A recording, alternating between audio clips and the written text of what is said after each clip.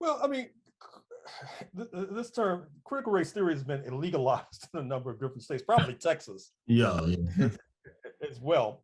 Although basically what you need to understand is that it's an attempt, the illegalization is an attempt to prevent a true account of history. Yeah. So the history I've been recounting to you about the history of Texas, for example. More than that, it's an attempt to prevent the understanding that racism is systemic. In other words, those who are opposed to critical race theory, oftentimes there is a sort of a discussion about conspiracy theory. They're trying to turn us into coincidence theories. They want us to think that Sandra Bland, Eric Garner, George Floyd, Trayvon Martin, it's all coincidence. All coincidence, yeah. So, Season 2 of Gentlemen's History Hour is sponsored by HughRepublic.com, HUERepublic.com. Go to HughRepublic.com and get the latest colors to rep your hue. Gentlemen's History Hour, Season 2. Ladies and gentlemen, welcome to Gentlemen's History Hour. I'm Equality. Rob J. Brother Freddie Jones. We have an esteemed, distinguished guest with us today. We have Professor Dr. Gerald Horne, who's a Morris Chair, scholar, professor at the University of Houston. He teaches history and African American studies. He has a BA from Princeton. He has a PhD from Columbia, and he has a law degree from UC Berkeley. He's an esteemed scholar and author. He's written over 30 books. I'm just giving the abbreviated version because syncopated. Yeah, the resume is long and extensive. He's written books on everything from the subject of jazz and racism, boxing. Fred, throw some boxing, topics. Bittersweet Science of Boxing. We just got that. We're doing a book club on jazz and justice. The Red Scare and Black communists and how communists. Black Jacobins, right? I mean, distinguished guest. So without further ado, I'd like to welcome Dr. Gerald Horne to Gentlemen's History Hour. Thank you for being here. Thank you for inviting me. The pleasure is all ours. Just to navigate this journey that we're gonna go on. We're all native Houstonians, and I know you're a professor at University of Houston from St. Louis, Missouri. Is that correct? That's correct. All right. So us being native Houstonians, just from doing some research on you, I know you're writing a book on Texas history, but then also it's been about 185 years since the inception of what we call Houston here with the landing of the Allen brothers. So we want to start just delving into some Houston history, and then we'll take this plane from Houston and do some traveling and maybe end up having an international conversation, if you don't mind. Right on. So we all have a few questions to kick off the dialogue. Yeah. Well, this past year with the Juneteenth becoming a federal holiday, I actually was able to be on a panel with Sheila Jackson Lee pretty much right after the holiday. And before that, I went and I spoke with a lot of people in the Houston business community in particular. There was a lot of, maybe disdain. People felt like it was a consolation. And it was just through learning more about the Juneteenth holiday and that there was a certain level of importance. And reading from your article in The Defender, there's so much to what actually happened versus like what we're told, the holiday is. And I saw that you said one of your purposes with your next book was to rewrite Juneteenth and also connecting like the Houston and Galveston. How do you feel like you can actually impose that true history of some of the things you described, whether it be in the Mexico, the France, the significance of those multiple dates, and really kind of install that importance of Houston, into that holiday? Well, first of all, let's start with the 185th birthday of Houston. And we should also talk about it's going to be the title of my next book, The Revolution of 1836. What I mean by that is that the settlers, the European settlers, led by Stephen F. Austin, Sam Houston et al., they came to this part of North America when this part of North America was controlled by Mexico. And what happens is that Mexico had a president of African descent, Vicente Guerrero. Yeah. And circa 1829, he moved to abolish slavery. One of the reasons why these settlers came here in the first was so they could feast on the free labor of enslaved Africans. And so they revolted against Mexican rule and set up an independent country, the Republic of Texas, the Lone Star Republic. What happens is that the Lone Star Republic was a weak state.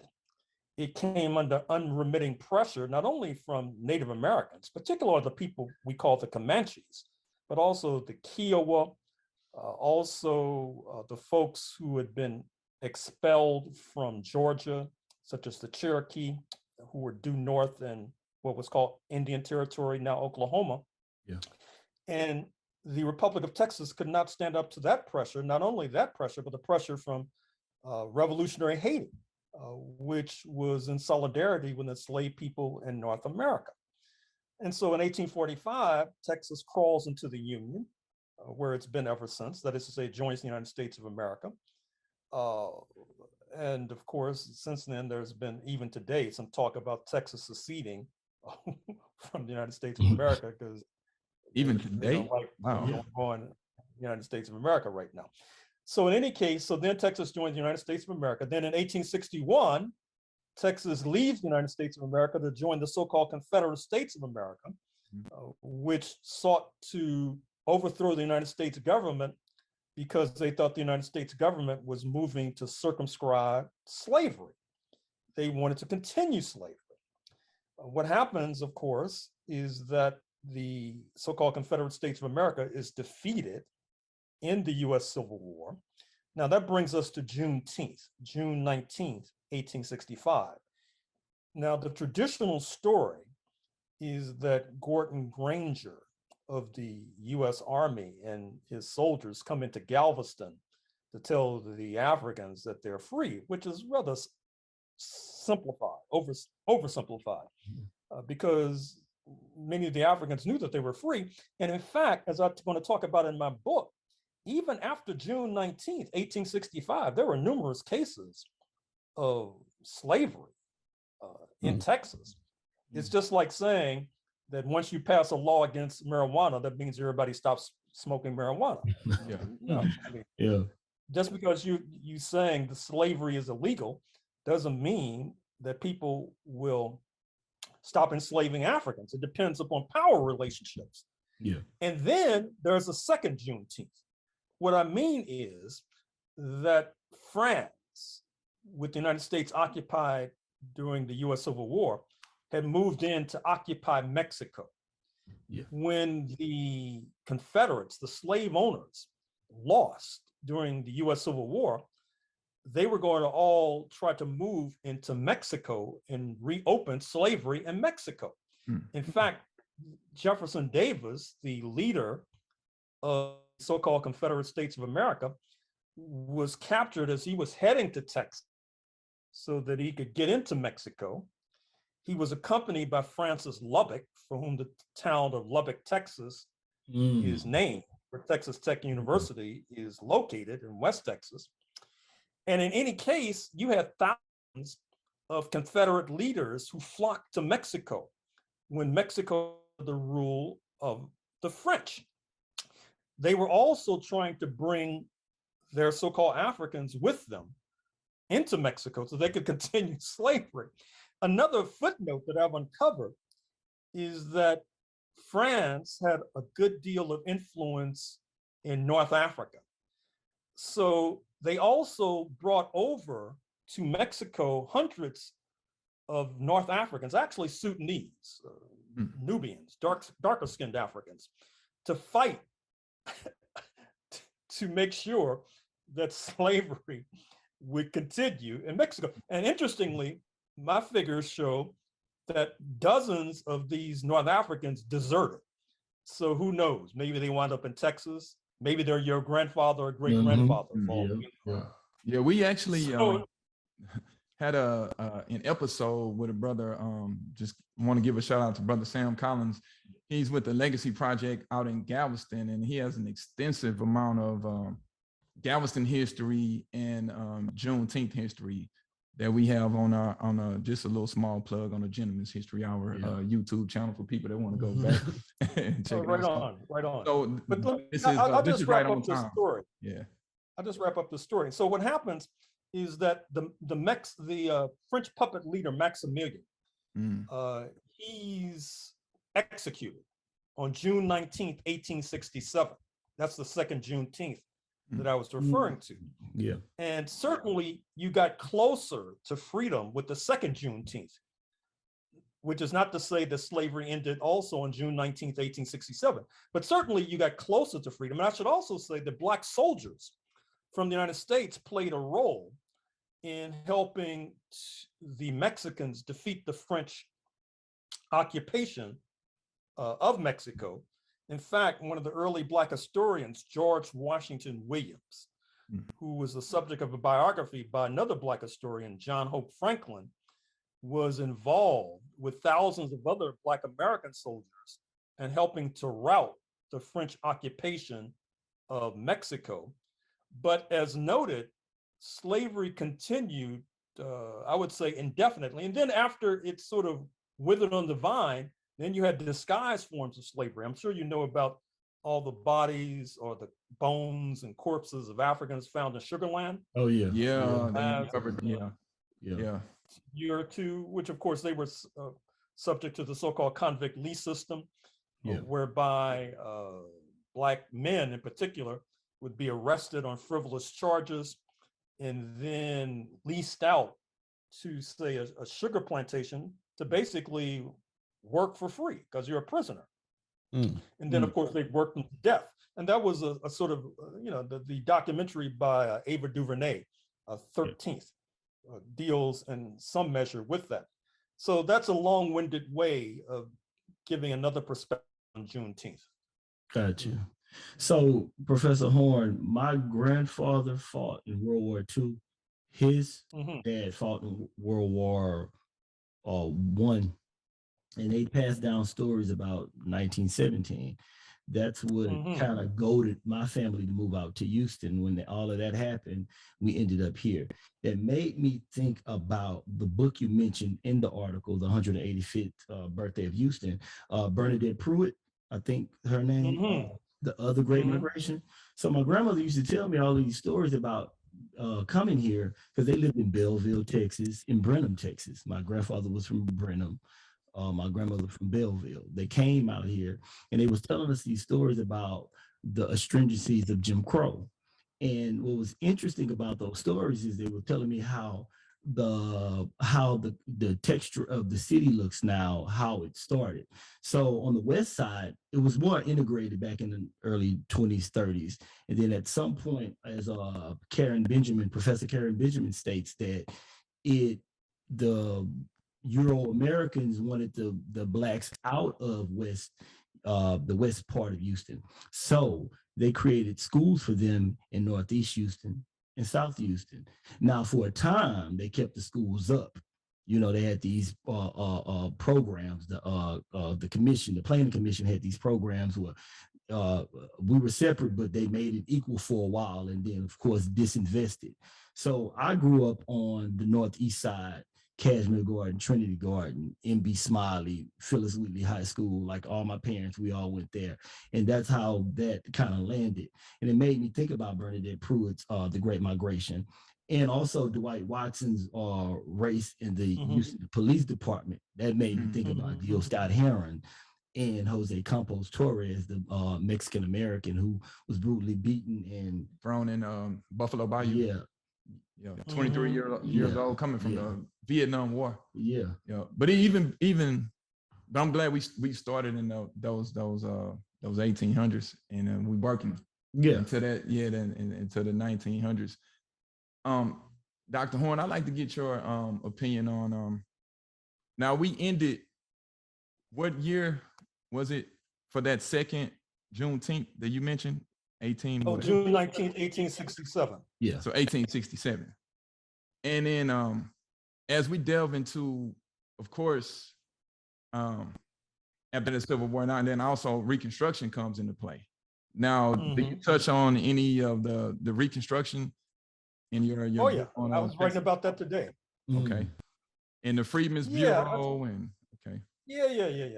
So what you need to know about Texas, I mean, it's difficult in some ways to gauge which part of the U.S. South was worse, which part was most atrocious. Yeah, because some people say it got worse after the Civil War, after the what we call the abolishment of slavery or emancipation. Well, sure, and I have points on that, but I'm talking about comparing Texas to Louisiana, Mississippi, et cetera, Georgia, which is worse. I think that Texas is basically the heavyweight champ when it comes to oppression of Black people and atrocities against Black people. First of all, the traditional story of Reconstruction is that it stretches from the official end of slavery, circa April 1865, to the November 1876 election, where a deal is cut to allow a Democrat compromise of 1876, and then that supposedly that leads to the end of Reconstruction. But actually, Reconstruction in Texas had ended before that, because these folks here are so reactionary. And what's interesting, although I should mention, one of the points I try to mention in Texas, which to try to give us reason for optimism, and I don't think it's a false reason or a false sense of optimism as well. One of the reasons why I think the repression has been so intense in Texas is because the resistance has been so intense. Not only the resistance of the Africans with regard to slave revolts and all the rest, but also some of the most fearsome Native Americans were right here in Texas, particularly the Comanches. And of course, a footnote, at one point, perhaps 250 years ago, or perhaps even 200 years ago, they were dominant, even over the settlers of North America. Now, I don't want to put a damper on your psychology, but of course, there are hardly any Comanches around today. And so that gives you an idea of this tension, this dialectic between resistance and repression.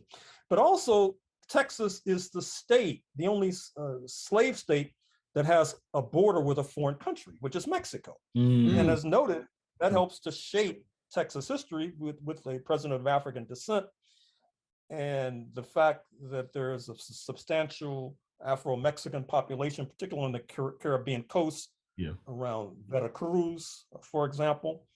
And so you often, there are thousands of enslaved Africans who escaped into Mexico, for example, during the time of slavery. And but there may be some of your ancestors, for example. Of course. So this, it seems to me, is one of the major tensions in Texas between resistance and repression. And that dialectic continues to this day. And it also manifests itself with regard to the Camp Logan mutiny. So now we're getting into what, 1917? Is it? Was that August 1917? When the Black soldiers from the North come to this part of North America. This is in the midst of the Mexican Revolution, 1910 to 1920. By the way, I wrote a book called Black and Brown, African Americans in the Mexican Revolution, that deals with this context, and actually has some notes on the Camp Logan mutiny too, by the way. So what happens is that many of the Africans, many of these men, were not accustomed to Jim Crow as it was practiced in Houston. And an incident takes place where one of the soldiers witnesses a Black woman being pistol whipped by a member of the Houston Police Department. He intervenes and they try to whip him too. He escapes. He goes back to the camp and tells what was going on. That infuriates and inflames these other Black soldiers.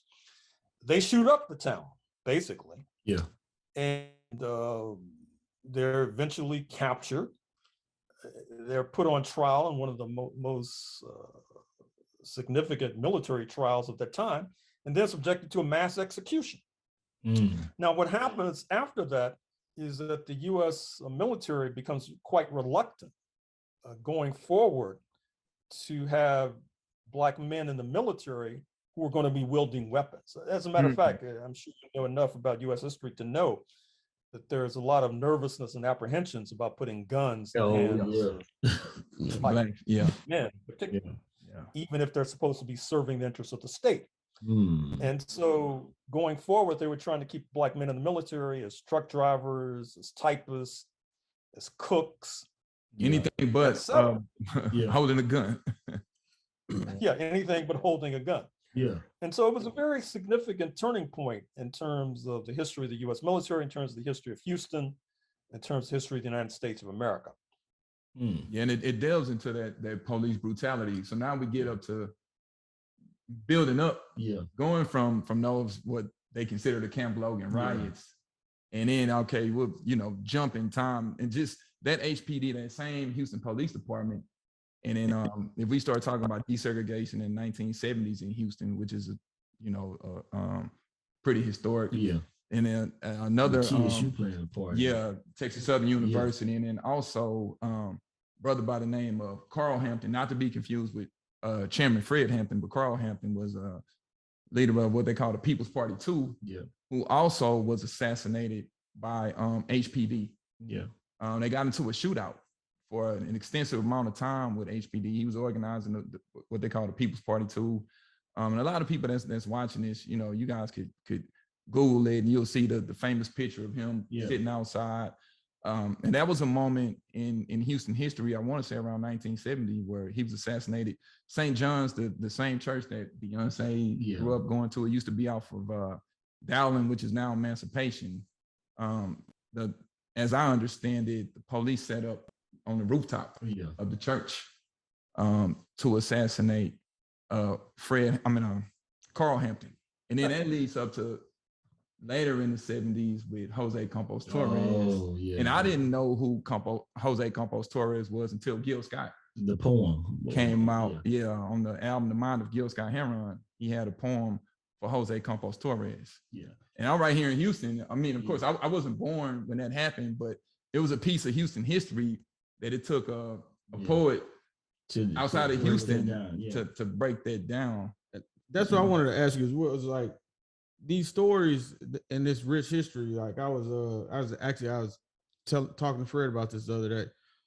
The Jewish community gets a movie like Inglourious Bastards, where they get to see, the triumphant, the fight back side.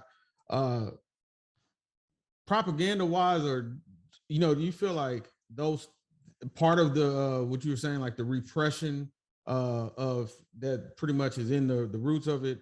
Is that maybe why you may hypothesize that we can be from Houston and not get I know there's been documentaries done on that, but get some of these stories popularized, like the resistance stories of other ethnicities when they faced similar type of challenges? Well, I think it's complicated. One of the points I've been trying to make in my work is that the Black question in the United States is distinct from many of these other questions, like you mentioned the Jewish question, for example. We've been talking about the Mexican-American question, for example. There are other, I mentioned the Native American question. And I think part of the distinctiveness has to do not only with labor, that is to say, we were kidnapped from Africa to be free labor and to build a country. And then, this to me is the critical element, is that on the verge of the US Civil War, the investment bodies of enslaved Africans was the most valuable investment in the United States of America in terms of being billions. And what happens is that property was taken without compensation. And oftentimes when I tell my students that, these students, you look like younger men, so you probably were students not so long ago. And so they're usually in class fiddling with their smartphones as I'm talking. So I'll go and snatch the smartphone from their hand and say, I've just taken your property without compensation. Furious, right? Yeah. You probably take me outside and dust me. Well, that's basically what happens with regard to the owners. Yeah. Families, Euro-American families that were wealthy were plunged into poverty. Of course, that leads to Ku Klux Klan, that leads to the Knights of the White Kid, that leads to these other terrorist organizations. Yeah. And that was never dealt with in terms of any sort of Truth and Reconciliation Commission. The history has been covered up. And it's still a very sensitive question. And I think that helps to shed light on why so many of these stories are not brought to light, because it's like taking the scab off of a wound. Yeah. And many people are very nervous and apprehensive about what might happen, particularly since the Black population has a reputation for being, shall we say, volatile. Yes. Which means basically we don't take no mess. And many of us are still furious about what happened to our ancestors, not only them, but what's happening to us today. And so I think that helps to shed light on why many of these stories have not been told. But I should also mention, you did mention, and it is true, that if you go on YouTube, you can find a very interesting documentary about the Camp Logan mutiny. You can find a very interesting documentary called The Strange Demise of Jim Crow. I show it in my classes all the time. About desegregation in Houston and the heroic role of Texas Southern University students. Exactly, yeah. Basically were the vanguard in terms of breaking the spine of apartheid in Houston. Because keep in mind, at that point, generally speaking, the University of Houston was a Jim Crow institution. Yes. It is very curious, and I'm sure you know, that you have these two universities right next to each other, a few blocks from each other, basically. Trying to annex Texas Southern for a long time. Right. I think we can never say enough about the heroism of these Texas Southern University students. And of course, they were attacked. I mean, there were shootouts, as you know, on the campus because of militancy. And you probably know the story of Leotis. What's his last name? The brother who's arrested with one marijuana joint and gets 30 years in prison. Oh, wow. I heard about that. Yeah. I don't know his last so, name. So if you could pull out your crystal ball, right, and the slave masters could have been compensated, what would the complexion be like now? Like if they would have done what they promised, or like some of the things that took place in the Bahamas or the Caribbean, they were compensated for their property. Well, it's interesting. Of course, we haven't gotten into the question of reparations for the free labor of the enslaved. Yeah, that's why I wanted to take the journey to the international side, because I right. From what I understand, you correct me if I'm wrong, you feel like a component of us getting reparations would be our solidarity international, not just here. Oh, absolutely. And I want you to break that down for me, because we have the AD. One of the questions that me and EQ was talking about is what I felt was a mischaracterization. I think over a year ago, you had a chance to speak with the Houstonian brother Roland Martin, and he had some scathing remarks about some mischaracterizations of the ADOS movement. I've met Antonio Moore and Yvette Cornell, the founders of it. And they said repeatedly that they're not xenophobic. They're just concentrated more on the case for reparation for the mainland Africans or African descendants of slaves here. So how can we reconcile that or bridge that with the international pressure that you talk about, and everything that ever changed here that we ever got came from international pressure? How can we reconcile that if we could like speak with Yvette Cornell and Antonio Moore about crafting it, because we're empirically grounded, but we're normatively informed. So it's a lot of little fractious things that goes on between Africans and second generation African people from the motherland and brothers and sisters here in terms of when it comes to reparations and getting things that we're owed. Well, it's complicated. I mean, one of the points I've made in my book, and you have to be able to balance what appears to be a contradiction. The contradiction being that on the one hand, there's little doubt, and there's a long footnote in my book, The Counter-Revolution of 1776, about this. It's in the opening chapter, the footnote in the opening chapter, where I talk about that there's a special oppression, repression, animosity towards the descendants of mainland enslaved Africans in North America. Undoubtedly, doubtlessly, on the one hand. On the other hand, in terms of being able to escape this repression and the cold breath of this animosity, we've had to rely on the international community. Yes. We've had to rely upon African solidarity, Caribbean solidarity, et cetera. And so I think what happens is that perhaps some just look at the first part, which is real. I mean, in that footnote, I talk about how when you first started having South Asian migration to the United States, yes, in the beginning of the 20th century, and so Sikhs, S-I-K-H-S, Sikhs from India, they wear turbans. Yeah. And so what happens is that you have many Black Americans that start wearing turbans because they feel that if they wear a turban and adopt discrimination accent, that perhaps they can escape persecution. I talk about Angela Davis when she's growing up in Birmingham, Alabama. She finds that if she goes into a department store and speaks French, that she gets better service, for example. Wow. So people, that reflects the special persecution of descendants of mainland enslaved Africans. But we know also that the situation here is so horrible. I mentioned the Haitian Revolution and its impact on the Republic of Texas, for example. You could say the same with regard to the 1950s when Jim Crow began to retreat, and the United States government felt that it could hardly appeal to independent Caribbean and African nations as long as Black people in this country were being treated so atrociously. So they're trying to come up with these really stupid maneuvers. Like when African diplomats are coming to Washington, they were making the suggestion of giving them a button to put on their lapel.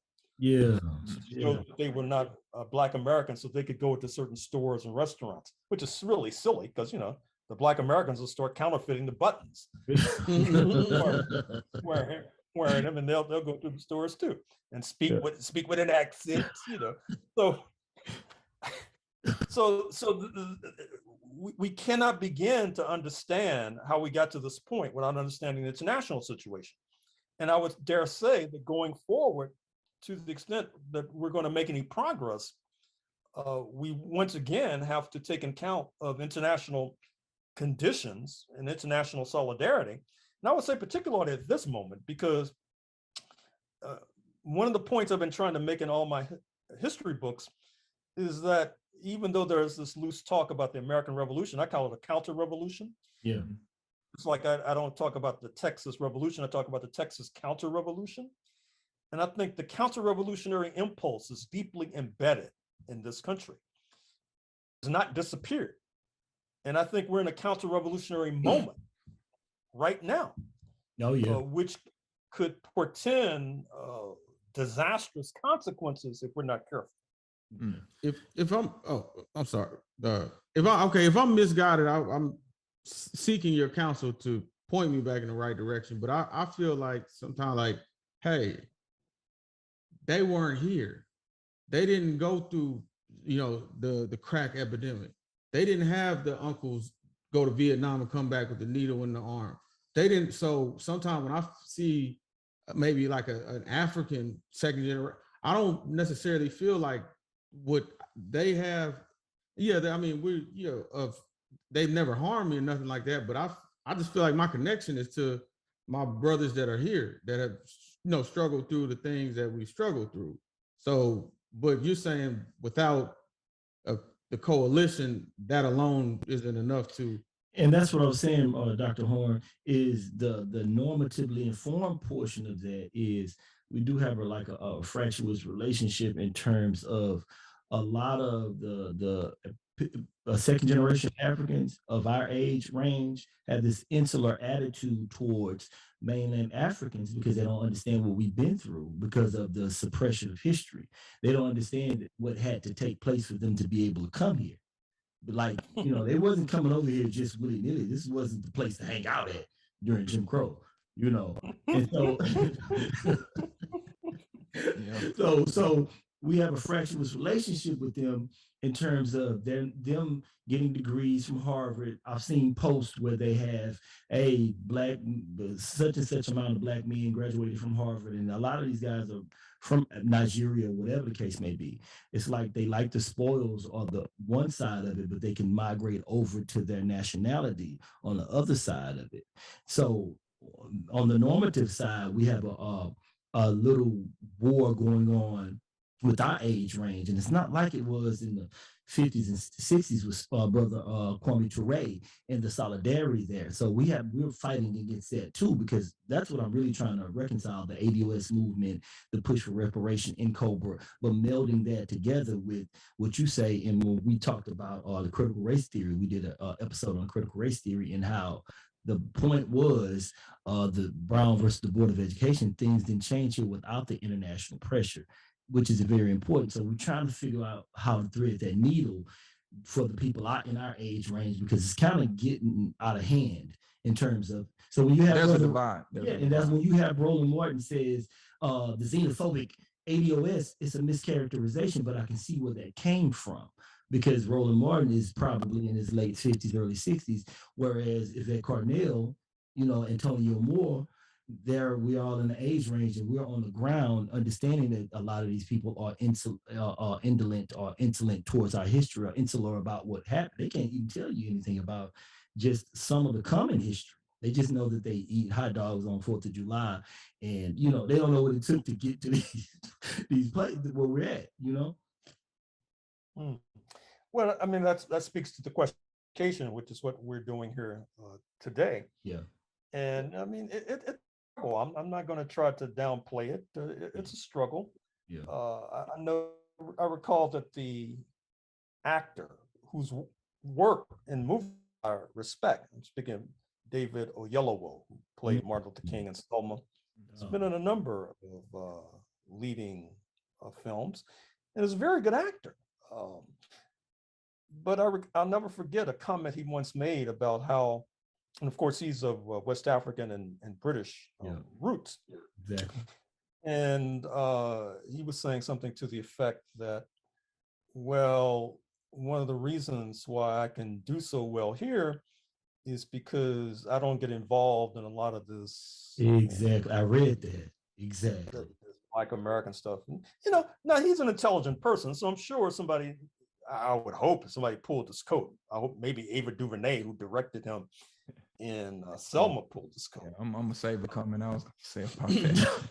It's a particular thing they like here. But that comment burned me up, because in the European woman, in the fight for international solidarity, we have to go through that, because I recall you talking about the NAACP missing a moment at the CARICOM conference. Yeah, that's right. You sung, right.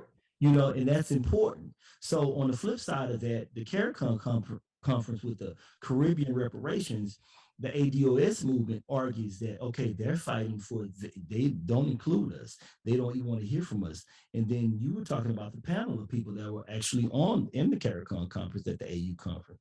So we're missing moments here, and we're just trying to find a way, since we're on the ground, to be able to thread the mend this together, bring this together in a cohesive manner, because at this point, we just, it's become so vociferous than it was in the 50s and the 60s, Well, I would say, like, for example, with regard to CARICOM, I'd like to see more of our organizations send delegations to CARICOM summits, to African Union summits, for example, because we used to do that. I mean, if you look at the Pan-African Congress of 1945, which was a turning point in terms of the struggle of Black Americans, people from Africa, people in the Caribbean, took place in Manchester, UK.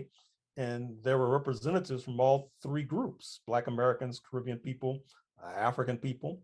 They were united. Yeah. And of course, what happens is that after you achieve a strategic goal, oftentimes the forces that were in unity that led to that goal, they tend to fracture. Yeah. I mean, for example, I did a lot of anti-apartheid work with regard to South African liberation. They come to independence in 1994, and all of those coalitions tend to disappear. Although we were all united, we were sharing a trench up until 1994. And so criticism can be made of our side, criticism could be made of their side, because we obviously need solidarity, and I dare say that they do too. Yeah. It's a matter of organizations like the NAACP, for example, still the leading organization. They really need to revive their international solidarity. And it's funny you said the NAACP being the leading, but if we flash back to 1930s and 40s, we wouldn't have thought that it would have been like this. NAACP, because you had the labor, what was that? The international labor. There was a lot of infiltration too. They helped international labor defense. Yeah. I wrote a book in 1987 on the Civil Rights Congress, which was a competitor of the NAACP, was driven out of, actually it's right to my left. It was driven out of business by the United States government in 1956. That was the organization of Paul Robeson that filed the petition at the United Nations for genocide. Yeah. So, and of course, the NAACP collaborated with regard to undermining the Civil Rights Congress. But today in 2021, it still has more branches, more members. Yeah. Even though, of course, many of us, including myself, can make criticism. Yeah. Of the organization, but until we build a new one, this is what we're left with. This is the thing, the best thing smoking. I was a part of the NAACP at 18 in college, Professor Horne, for my whole time I was in college in Beaumont under the leadership of Sam Bean. He passed away in 2006, but I learned a lot in the NAACP. And one of the things that really hurt me is when I started studying, and we just missed moments like the push against anti-lynching, and they wasn't with that because they didn't want to scare away white donors. Things that and those are the things that I had to kind of dither with before I graduated, and jumping out of the NAACP and on to other movements.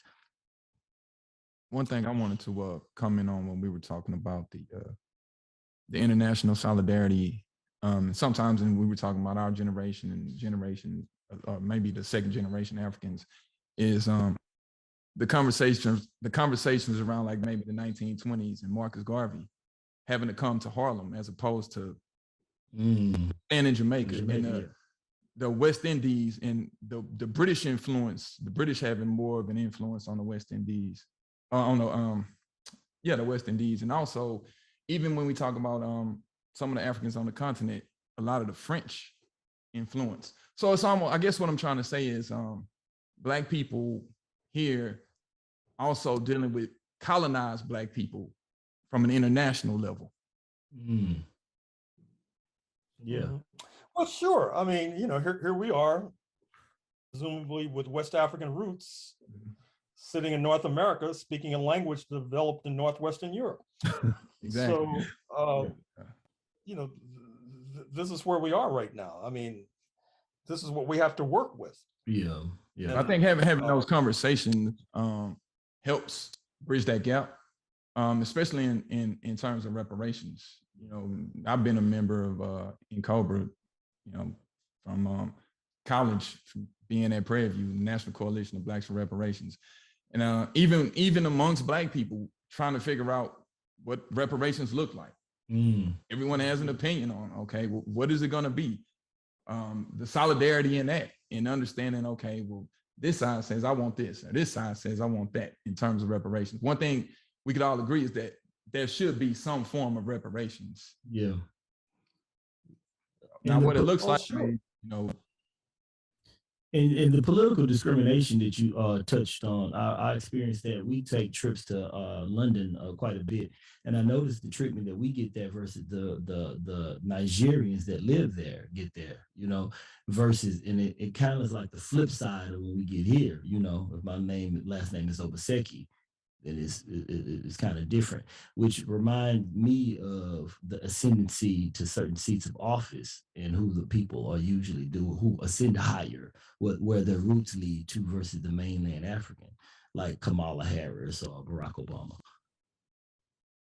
Well, that's just a reflection, as I said, of the fact that there's a special discrimination against the census mainland enslaved Africans.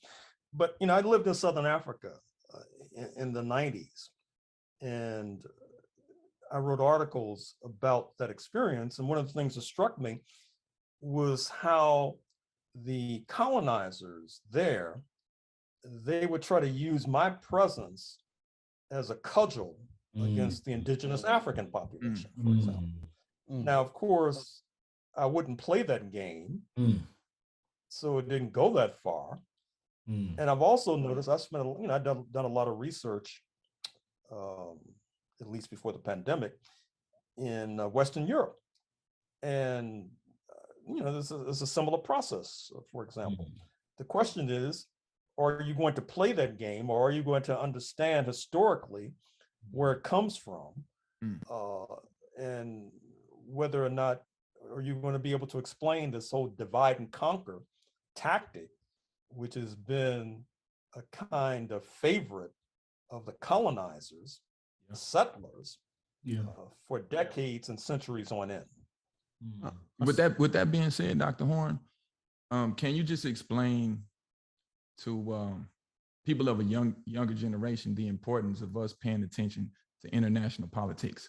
Because I've heard you on KPFT, you were talking about what was going on with Egypt, Sudan, Morocco, Algeria. Yeah, and just explaining to a younger generation the importance of understanding global politics, international politics, especially when it comes to the continent of Africa.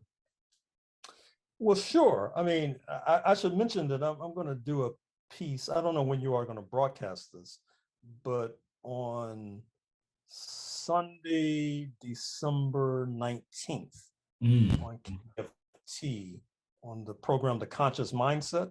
Yeah. I'll be on there discussing international affairs, but I think the importance is that it really should be done collectively.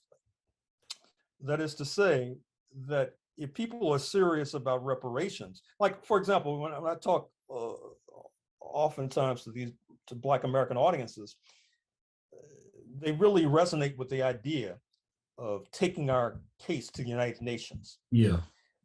But the question is, so once you get there, who's going to be on your side and who's not going to be on your side? I mean, it's not as if that's some sort of magic token. Yeah. Once you get into the United Nations, everything is peachy keen. Yes. Then you have to figure out, who's your ally and who's not your ally. Exactly. And that's where being conversant with international affairs comes in. And I would say it's particularly the case because increasingly it's becoming a matter of life and death. Yes. I mean, one of the things I've been stressing in Bob Woodward of the Washington Post and his colleague Robert Costa in their new book, Peril, on the last days of the Trump regime. The book book begins with Trump in 11 months ago, January 2021, debating about launching a strike against China so that he could declare a state of emergency and hold on to power and prevent Biden from taking office. Yeah, I can see that. yeah. Now, launching a strike against China could unleash a nuclear war, which would mean the end of all humanity.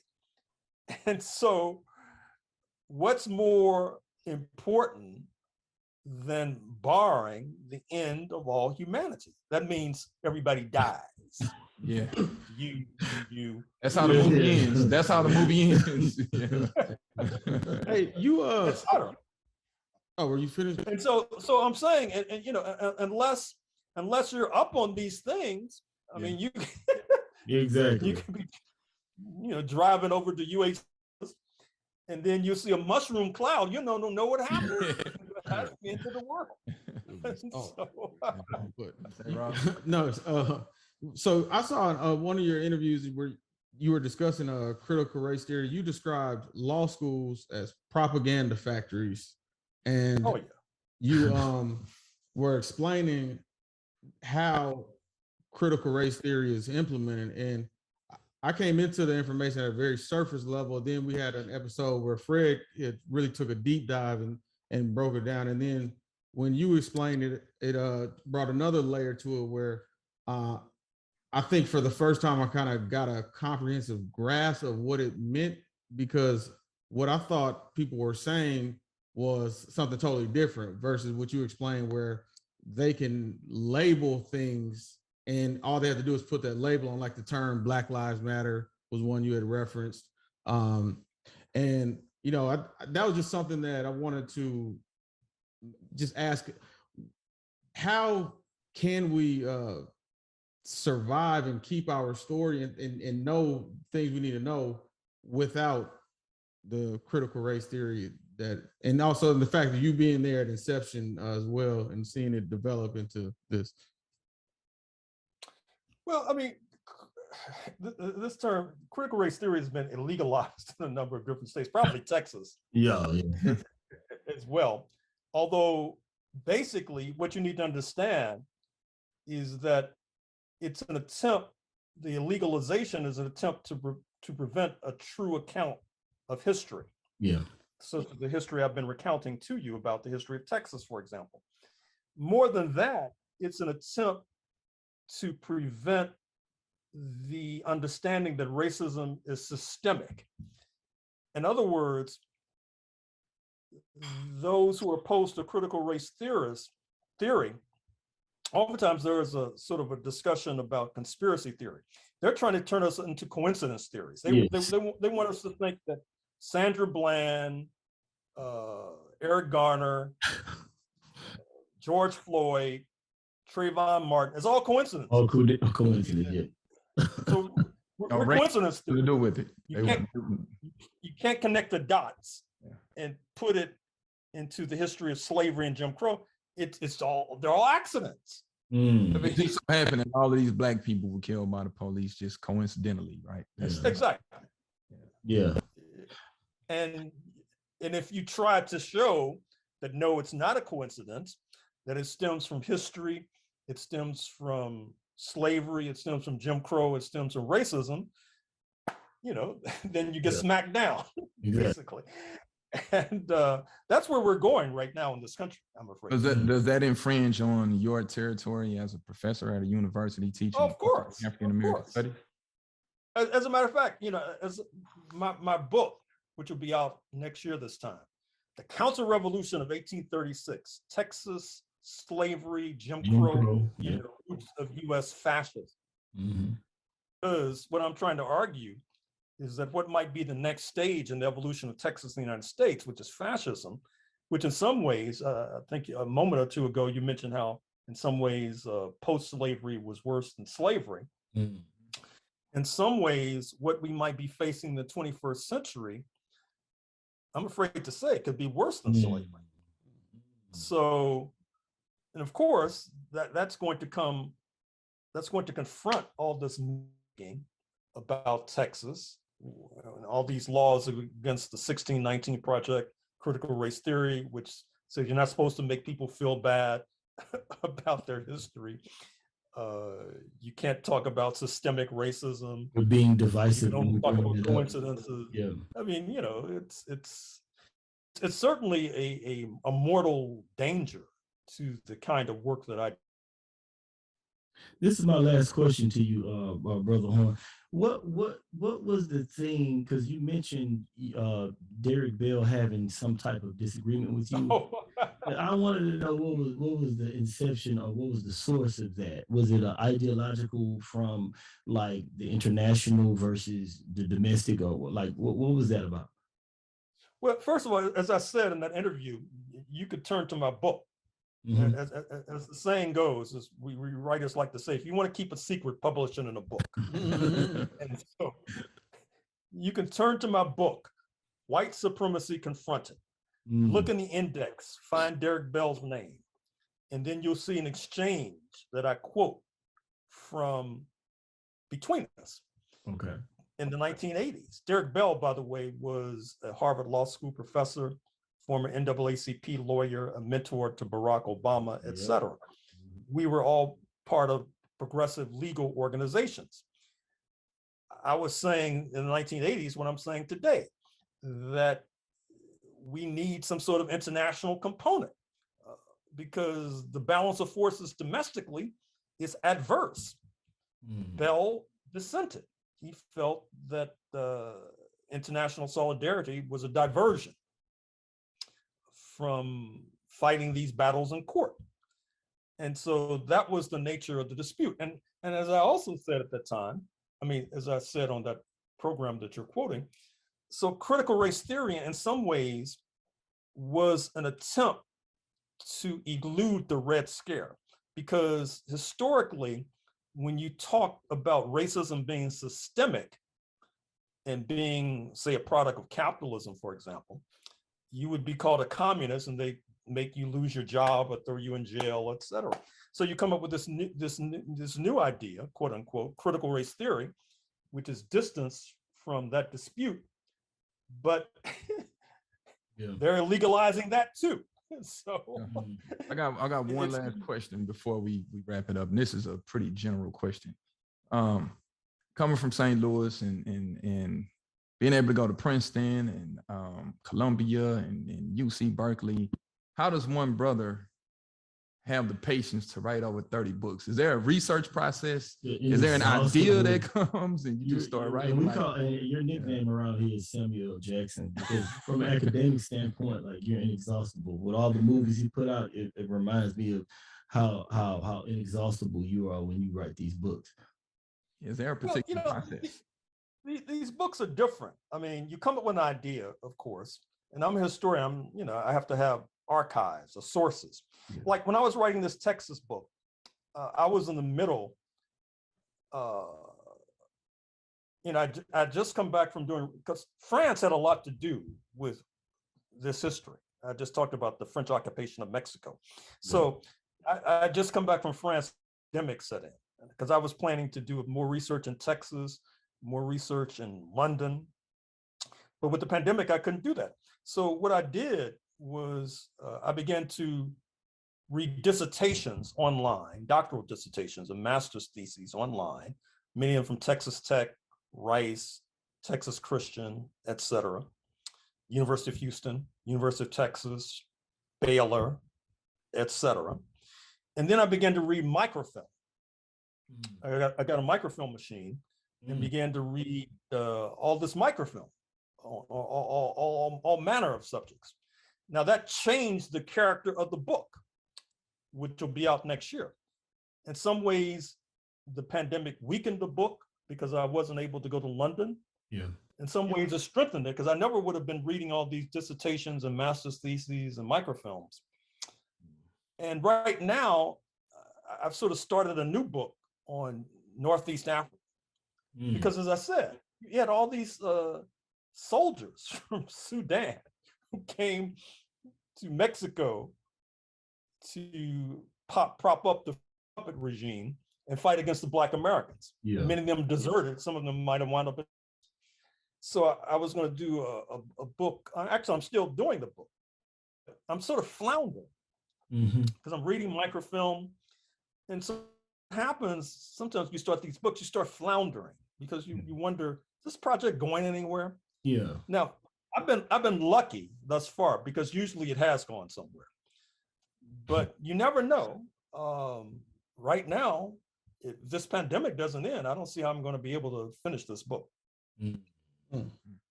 Interesting. Before we wrap it up, did you have any questions for us? I know we've been. Yeah. So, what kind of work are you all doing besides this podcast? As far as just personal work, I mean, like career work or? Yeah, exactly. Oh, career work. I'm an architectural project manager. Oh, so and I'm a web developer and an online reseller. And I'm a corporate recruiter. Oh, right on. Yeah. I'm sure y'all have some stories to tell. Oh, yeah. Well, what kind of banded us together was our roots. Brother Rob People is from Detroit in Louisiana, and they're deeply rooted in terms of the history. And you have a lot of relatives that were in academia. Yeah. And me and EQ are from Northeast Houston. We share roots growing up in this Harlem of Houston, Yeah, our history dates back to Fifth Ward, like from our grandparents. That time during segregation, going into desegregation during our parents' generation. Yeah, and my dad's a Nation of Islam. My mom did work with the Black Panther Party, so she raised us in this. Like this is all we know. Right on. Fight, labor issues, and what they call socialism or whatever. But this is all we know. Right on. And I've been involved in a lot of grassroots organizations from college on up. One of my professors at Prairie View was Imari Obadeli. Oh, sure. I know Imari. Obadeli. Yeah, rest in peace, Dr. Imari Obadeli. So I'm a student of Dr. Imari Obadeli. But right on. I want to say thank you for taking this time. And really appreciate you, brother. What we call Gentleman's History Hour. For the women out there, this is not a show that's just for men. We've had women on the show, just in case people watch this episode. Yeah, somebody asked me that today. with the name, but we think it's important to start with brothers and seeing Black men having these conversations online outside of just talking about music and sports all day. We can have those conversations as well, but sometimes they say to start the revolution, change the subject, change the topic. So we also want to show that we can be diverse and talk history. So appreciate the work that you're doing. We want to keep a good relationship with you, and whenever you have a book or anything that comes out, if you want to contact us and be on the show, or let us know, and we can shout it out because it's important work. It's important work that you're doing, and I just want to say keep doing what you're doing, and I appreciate you being a part of the show. Yeah, I thank you for your time, and your expedited response to emails is immaculate. Yeah. Right on. Well, thank you, brother. And, keep up the good work. I appreciate it. This is Gentleman's History Hour. This is season 2. Professor Dr. Gerald Horne. Thank you. Thank you. Peace. If you're watching this on YouTube, man, hey, y'all, hit the subscribe button, hit the like button. This is Gentleman's History Hour.